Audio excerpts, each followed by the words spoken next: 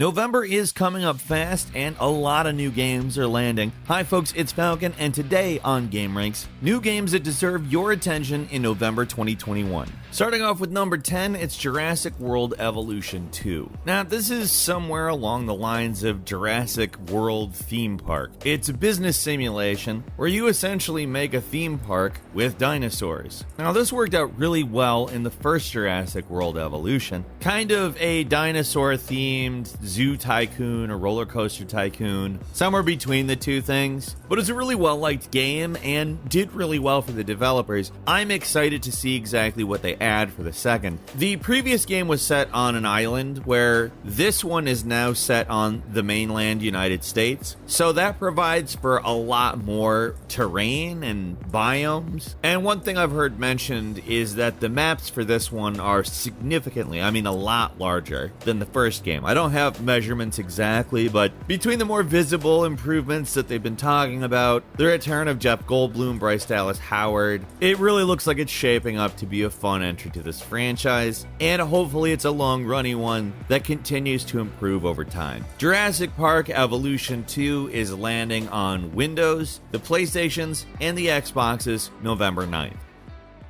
At number 9 is Sherlock Holmes Chapter 1, which is a really interesting open-world investigation game that explores an era of Sherlock's existence that really no other story has in any depth explored.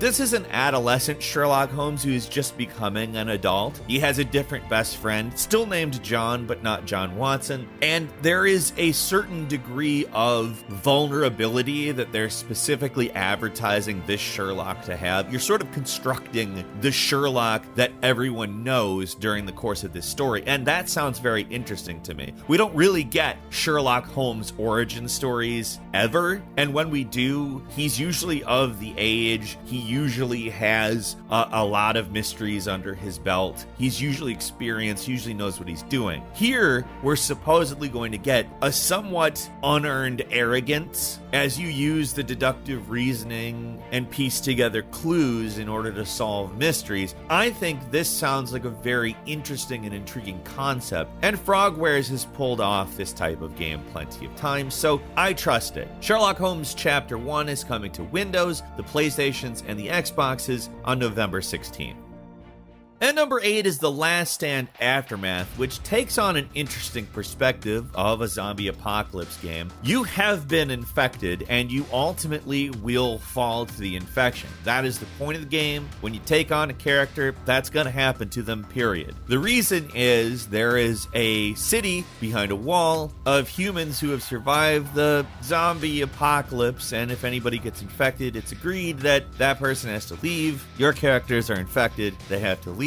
They go out into the wilderness, they survive, and take on tons of zombies in this roguelite. Now, I think this is a great idea for a scenario in which you can kind of go out, find hope for people. You can kind of be a use in your last period of time. It's clever because you die, you just start up as another survivor, and the game pretty much explains itself without having to. I like this. I played the demo, which is, by the way, available if you want to play it now, and it is an enjoyable game. It's not the prettiest thing you're ever going to see, but it is a visually pleasing adventure game, and the top-down combat works really well in my opinion. I enjoy it a lot. That is coming to the PlayStations, the Xboxes, and PC on November 16th. At number 7 is Call of Duty Vanguard, which is billing itself as the best World War II game. Now, that is a pretty tough order to fill, so I think they know they have an ace in the hole, or they're really good at marketing. One of the two, I don't know. But I have to say I like the sound of the campaign. You've got modern warfare style mechanics, you got blind firing from behind cover, you got destructible environments, and you basically play through the establishment of the special forces to deal with the immediate fallout of World War II. There's also, of course, zombies, there's multiplayer. We all know what we get in a full-ass Call of Duty game. And honestly, this could really be a good version of it. I'm looking forward to this, and I'm not typically looking forward to a ton of Call of Duty games. Every few titles of them, I'm more interested, and this is one that I've had my eye on a little bit. I think that it's going to be good. Call of Duty Vanguard is hitting the PlayStations, the Xboxes, and Microsoft Windows on November 5th.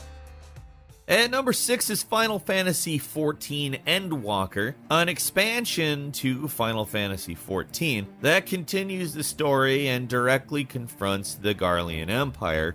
For the most part, it's not said that there's going to be a lot of changes to the base game's systems. Like, you're going to get quests the same way, you're going to have the same battles, and that's not bad because Final Fantasy XIV is great. It's a game that has a very checkered history that resulted in really a superior product. And although this got delayed a year thanks to the pandemic, I think that ultimately continuing on with the Final Fantasy XIV narrative is a great idea because frankly it's a great and fun world to exist in. Endwalker is landing on the PlayStations and Microsoft Windows on November 23rd.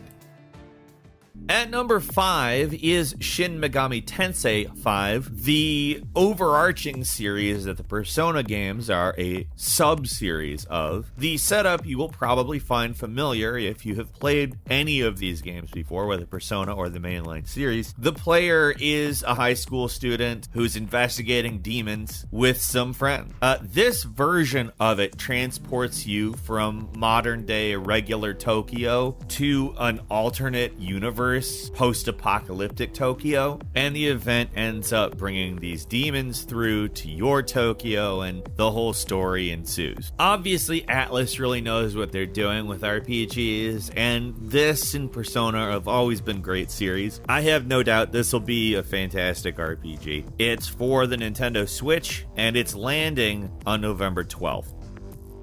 At number 4 is Pokemon Brilliant Diamond and Shining Pearl, which is a mouthful, but it makes sense because it is a remake of Diamond and Pearl, so they added adjectives, let you know that it's way better, brilliant and shining, so to speak. The art style of this game drew some controversy, but I don't know that it's something that I would consider to be a detriment in any real way. I mean, it's obviously a new Pokemon game based on old Pokemon games, so to some extent you have an idea what to expect narratively, as well as with the last few Pokemon games, the mechanics that have been refined and brought into a 3D space. It's pretty, I think, easy to understand what you're going to get from this, so if the art style turns you off, I could kind of understand, but I have a feeling it's still going to be a great version of these games anyway. Obviously, being a Pokemon game, these are a Nintendo Switch exclusive, and Pokemon Brilliant Diamond and Shining Pearl are landing on November 19th.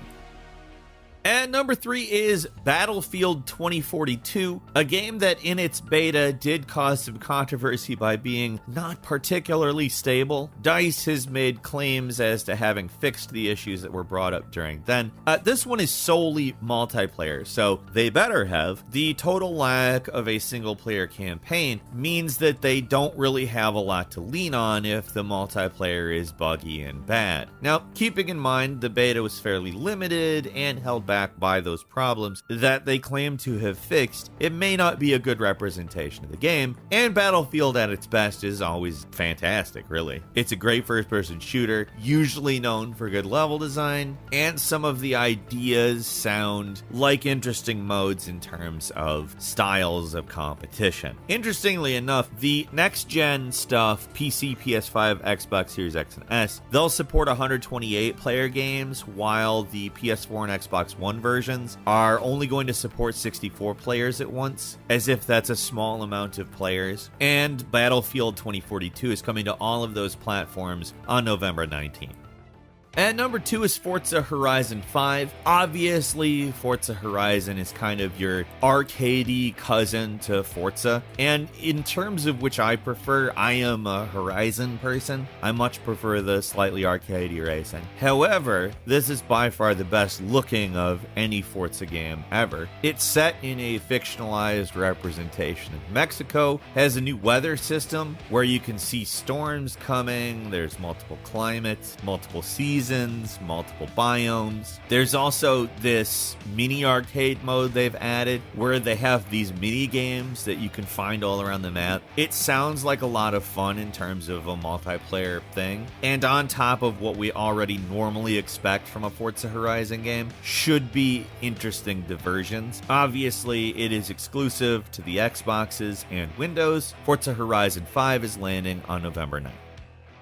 And finally, at number 1, probably one of the biggest releases of the year, the Grand Theft Auto Trilogy Definitive Edition. We've already talked a lot about this. We did a video about the differences between the original games and these versions, and we're all pretty excited for it to be able to go back through Grand Theft Auto 3, Grand Theft Auto Vice City, and Grand Theft Auto San Andreas with better graphics without losing the look and feel of the originals, while also modernizing the controls so that they play more like the contemporary Grand Theft Auto games. I think it sounds like the best of all worlds combined into one package, and it's coming out on pretty much everything. Grand Theft Auto, the trilogy, the definitive edition, is coming to the PlayStations, the Xboxes, Nintendo Switch, and PC, digitally November 11th, and then on different dates for physical releases and on mobile, which will come next year. That's all for today. Leave us a comment. Tell us what you think. If you like this video, click like. If you're not subscribed, now's a great time to do so. We upload brand new videos every day of the week. Best way to see them first is, of course, a subscription, so click subscribe. Don't forget to enable all notifications, and as always, we thank you very much for watching this video. I'm Falcon. You can follow me on Twitter at Falcon the Hero. We'll see you next time right here on Game Ranks.